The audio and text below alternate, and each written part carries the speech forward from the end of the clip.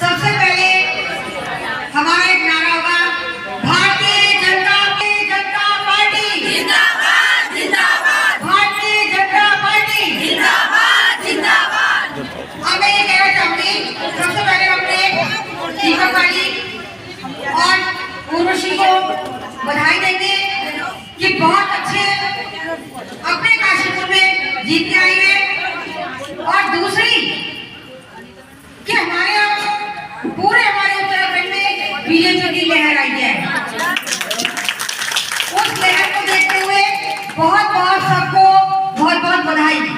धामी जी को जो हमारे मुख्यमंत्री हमारे बीच में आए थे, और हमारे सांसद जी श्री अजय भट्ट जी, और सबने बहुत मेहनत करके, और आपकी हमारी सबसे ज्यादा हमारी मातृशक्ति ने हमारा सहयोग करा, हमारे साथ कंधा भी आगे चली, और हमारी बहुत पुरुष बहन के साथ जो अकेला नहीं चलता, एक चलता है, दो होते हैं, तीन होते हैं, चार होते हैं, सबको बधाई देंगी और सबको फिर हम इनका स्वागत करवाएंगे। एक करके आएगा, कोई उठ के अपने सीटों से नहीं आएगा। ठीक, आज हम स्वागत करने के लिए यहाँ पर आए हैं अपनी भारतीय जनता पार्टी के प्रत्याशी हमारे मेयर साहब दीपक भाई जी, उनकी मिसेज उर्वशी जी यहाँ पर खड़ी है। कृपया करें जोर से एक बार ताली बजा दीजिए। भारतीय जनता पार्टी जिंदाबाद जिंदाबाद, जोर से भारतीय जनता पार्टी जिंदाबाद जिंदाबाद। ये बात नहीं है जरा। अब मैं उर्वशी मैम से, वैसे हमारी भाभी है ये, उर्वशी से कहूंगी और बहुत छोटी है, मैं नहीं हूँ। दीपक जी मेयर पद के लिए खड़े थे, जैसे आपने उनको सहयोग दिया ऐसे मैं आपके साथ खड़ी हो गई। भारतीय जनता पार्टी जिंदाबाद जिंदाबाद। देखिए बहुत अच्छे मतों से हमारा भाई जीत के आया है, हमारा भारतीय जनता पार्टी का मेयर बना है, तो इसीलिए यहाँ उर्वशी जी ने धन्यवाद मीटिंग रखी है, उसके लिए थोड़ी सी यहाँ कुर्सियाँ डलवा दीजिए ताकि हमारी संगठन की वरिष्ठ बहनें हैं जो बैठी हैं, पहले वरिष्ठ बहनें यहाँ बैठेंगी, उसके बाद धन्यवाद ज्ञापन होगा। हमारे मंजू यादव जी अभी सम्मानित अध्यक्ष आ जाए, और जितनी भी वरिष्ठ बहनें हैं वो आ जाओ। ये पदाधिकारी बात बनेगी, ठीक है। और बहुत बड़ी खुशी है, मैं तो कहूँगी, अरे जीत गयो रे, जीत गयो हमारा पाली भैया, जीत गयो, तालियां जीता गया, अरे जीत गयो भाई, जीत गयो हमारा पाली भैया, जीत गयो भाई, जीत गयो हमारा पाली भैया, जीत गयो। कमल का फूल खिल गया रे, हमारा पाली जीत गया, कमल का फूल खिल गया रे, हमारा पाली जीत गया। पुनः सभी बहनों को बहुत बहुत बधाई।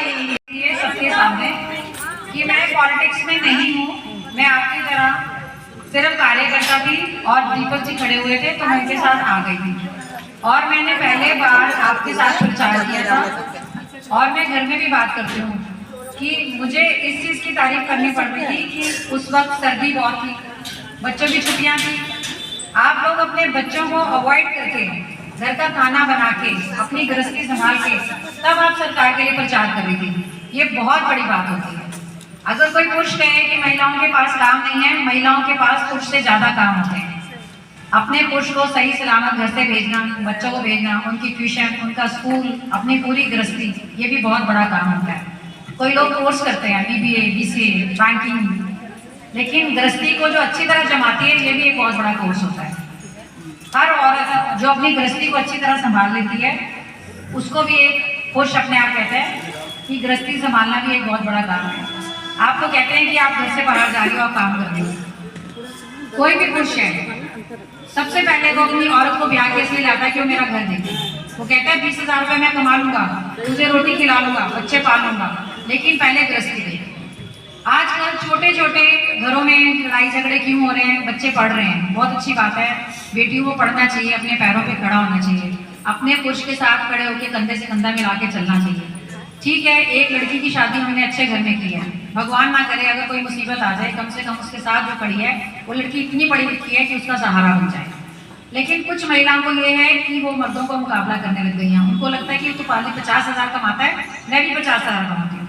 आपकी माँ बाप ने आपको इसलिए नहीं पढ़ाया कि आपको जाके आदमी का मुकाबला करो। उसने आपको बताया कि दोनों मिलके, जैसे मैं और दीपक जी मिलके काम करते हैं, आप दोनों मिलके पूरे अपने परिवार को जोड़ के रखो। मैं महिलाओं की ताकत को जानती हूँ, लेकिन कई बार महिलाएं अपनी ताकत भूल जाती हैं। मैं अकेली निकली थी, जिस दिन हम आए थे हमारे साथ 14 लड़कियां थी और 14 महिलाएं थी और बहनें थी हमारी। लेकिन वो धीरे धीरे धीरे इतना बड़ा हमारा ग्रुप बन गया था, वहां से मुझे एक अच्छा लगा कि हम सारी काशीपुर की महिलाएं मिलकर कुछ भी कर सकती हैं। हमारे ग्रुप में अब 222 लोग हैं, लेकिन मैं चाहती हूँ उस ग्रुप को हम इतना बड़ा कर दें, 5,000, 7,000, 10,000, 20,000, 50,000 महिलाओं को उस ग्रुप में जोड़ें। अक्सर मैं जाती हूँ, मैं देखती हूँ कि महिलाएं, उनके बच्चे चले गए हैं या उनके हस्बैंड की डेथ हो गई है, लेकिन वो पढ़ी लिखी हैं, उनके पास बहुत कुछ है, लेकिन वो तब भी कुछ करना चाहती हैं। पहले मैं अपनी पूंजी से करती थी, लेकिन अपनी पूंजी से भी कितना करूंगी महिलाओं के लिए। जब दीपक जी अभी मेयर बने हैं, बीजेपी सरकार से उनको सहायता मिलेगी, तो मैं क्या चाहती हूँ कि छोटे छोटे ऐसे उद्योग लगाए जाएं जहाँ पे वो महिला को 300 या 400 रुपये दिन का मिले। एक महिला को अपना घर चलाने के लिए 300 या 400 बहुत बड़ी है। मतलब मैं खाली बैठी रहूँ या मोबाइल पे देखूँ या बाहर बैठ के बातें करूँ या छत पे घूमती रहूँ या बाहर इधर उधर। हर महिला चाहती है कि मैं घर को जितना बांध के चल सकती हूँ मैं चल लूँ। हर दिल करता है हर महिला का कि रजाई में बैठ के वो सास बहू के सीरियल देखे या कोई सीरीज देखे। जब एक जानवर होता है तब गर्मियों में देखते हो वो जाके एसी कमरे में बैठ जाता है या ठंडी हवा में। जब एक जानवर को पता है कि सुख क्या होता है, तो हम इंसान हैं, हमें भी सुख की जरूरत है। लेकिन मैं हमेशा इस चीज के लिए आपकी तारीफ कर रही थी, क्योंकि दीपक मेयर पद के लिए खड़े हुए थे, मेरी मजबूरी थी उनके साथ खड़े होकर चलना, लेकिन आप लोगों ने मेरा जितना साथ निभाया मेरे दिल में उतर गया, मेरे दिल में उतर गया। ऑपोजिशन पार्टी ने बोला कि किराए पे आए, पहले अपने शब्दों का ध्यान रखो। किराए पे, किराए का मतलब क्या है? तुम्हारी बहनें आई थी वो किराए पे आई थी, तुम्हारे जीजा आए थे वो किराए पे आए थे, तुम कैसे बोल दिया ये दीपक की बहनें हैं? मुझे गंदे शब्द लग रहे थे जब ऑपोजिशन ने बोला किराए की लड़कियां मंगाई हैं, किराए की लड़कियां। What do you mean? आपकी बेटियां किराए पे आई थी क्या? आपकी बहुएं किराए पे आई थी? किसी महिला के लिए कुछ शब्द बोलने के लिए जरा जुबान पे सोचो। ये छिछोरे लोग होते हैं। हर औरत घर से निकलती है वो अपने घर परिवार की रीढ़ की हड्डी है, लेकिन महिला वो जो घर से निकलती है, कोई भी छिछोरा व्यक्ति अगर उसके लिए कुछ कह देता है, एक बार सोचो उस औरत की मजबूरी है। कोई औरत घर से निकलना नहीं चाहती है, सब चाहती है हम अपने घर में रहें, कंबल में बैठे रहें, हमें सर्दी लग रही है, हम आराम से बैठ के खाएं पिए और सो जाएं। लेकिन कुछ छिछोरे व्यक्ति जो खानदानी नहीं होते, किसी भी औरत के लिए कुछ कह देते हैं। एक बात सोचनी चाहिए कि उस औरत पे उस चीज का क्या फर्क पड़ता है। इस बात को सोचना चाहिए पुरुषों को। 70% महिलाएं बाहर काम करने जाती हैं, क्या वो सारी महिलाएं ऐसी होंगी? उनकी मजबूरी है, किसी का पति बीमार है, किसी का पति इतना नहीं कमा पा रहा कि वो दोनों मिलके काम करते हैं, पैसा आता है तो उस बच्चे के लिए करते हैं। हर इंसान, हर परिवार अपने परिवार की रीढ़ की हड्डी बन के चलना चाहिए। मैं जब आपके साथ चुनाव में थी तो मैं यही देख रही थी कि मेरी मजबूरी है, लेकिन आप लोगों की क्या मजबूरी है, आप सरकार के कितना कर रही थी। तो मैं घर में जाके यही बात करती थी कि देखो हम लोग क्या कर रहे हैं, उनके साथ चल रहे हैं, खाना हम सब मिलकर खाते थे। लेकिन आप लोगों ने, कई लोगों ने मुझे कहा कि कोई बात नहीं भाभी, रात को भी हम आपके साथ चलेंगे। आप लोग खाली नहीं थे, सब गृहस्थी वाले। कोई कहे कि मैं खाली हूँ, कोई खाली नहीं है। मेरा माली है उसके पास भी काम है, मेरा रोटी बनाने वाला उसके पास भी काम है, सबके पास अपने अपने ओहदे से काम है, खाली कोई नहीं है, लेकिन आपने इतना समय निकाला, आप सब लोग मेरे दिल में उतर गए कि आप सरकार के लिए इतना कुछ करते हैं। इसलिए मुझसे रुका नहीं जा रहा था, मैंने बोला कि मुझे सबको धन्यवाद करना है, लेकिन अगर आप मेरा मोबाइल चेक करोगे तो फोन, व्हाट्सएप। घर में भी इतना आना जाना था, लेकिन एक इंसान को नहीं देख सकता, तो मैं स्पेशली आपको थैंक्स करने आई थी।